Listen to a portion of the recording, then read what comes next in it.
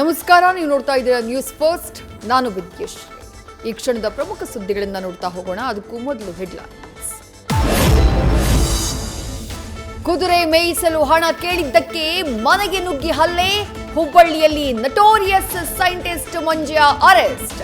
ಆರೋಪಿ ಮೇಲೆ ಈ ಹಿಂದೆಯೂ ದಾಖಲಾಗಿವೆ 36 ಕೇಸ್.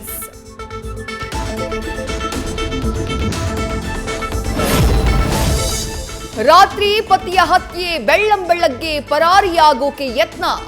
ಬೆಳಗಾವಿಯ ರಾಮತೀರ್ಥ ನಗರದಲ್ಲಿ ಪತ್ನಿ ಆಶಾ ರಾಯಭಾಗಳನ್ನ ಬಂಧಿಸಿದ ಮಾಳಮಾರುತಿ ಠಾಣೆ ಪೊಲೀಸರು. ಕುಡಿದು ಬಂದು ನಿತ್ಯ ಜಗಳವಾಡ್ತಾ ಇದ್ದಿದ್ದಕ್ಕೆ ಕೊಲೆ ಮಾಡಿದ ಹೆಂಡತಿ.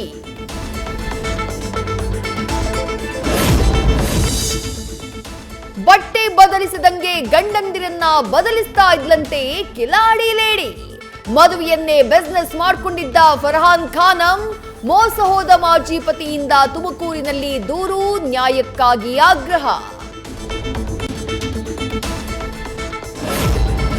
ಹೀರೋಯಿನ್ ಆಗೋ ಆಸೆಗೆ ಕೋಟಿ ಕೋಟಿ ಕಳ್ಕೊಂಡ ಸುಂದರಿ. ಉತ್ತರಾಖಂಡ್ ಮಾಜಿ ಸಿಎಂ ರಮೇಶ್ ನಿಶಾಂಕ್ ಪುತ್ರಿ ಆರುಷಿಗೆ ಮುಂಬೈನಲ್ಲಿ ವಂಚನೆ. ಹಣ ವಾಪಸ್ ಕೇಳಿದ್ದಕ್ಕೆ ಕೊಲೆ ಬೆದರಿಕೆ. ಕೇಸ್ ದಾಖಲಾಗ್ತಾ ಇದ್ದ ಹಾಗೆ ಆರೋಪಿಗಳು ಎಸ್ಕೇಪ್. ಪರಮೇಶ್ವರ್ ಖರ್ಗೆ ಭೇಟಿ ಮಾಡಿ ಬರ್ತಿದ್ದಂತೆ ಸಿಎಂ ಆಪ್ತ ಬಣದ ಸಭೆ. ದಾವಣಗೆರೆಯ ವಾಲ್ಮೀಕಿ ಮಠದ ಗೆಸ್ಟ್ ಹೌಸ್ನಲ್ಲಿ ಗೌಪ್ಯ ಮೀಟಿಂಗ್. ಕಾರ್ಯಕ್ರಮವನ್ನ ಅರ್ಧಕ್ಕೆ ಬಿಟ್ಟು ಸಭೆಯಲ್ಲಿ ಭಾಗಿಯಾದ ಸಚಿವರು, ಆಪ್ತರು.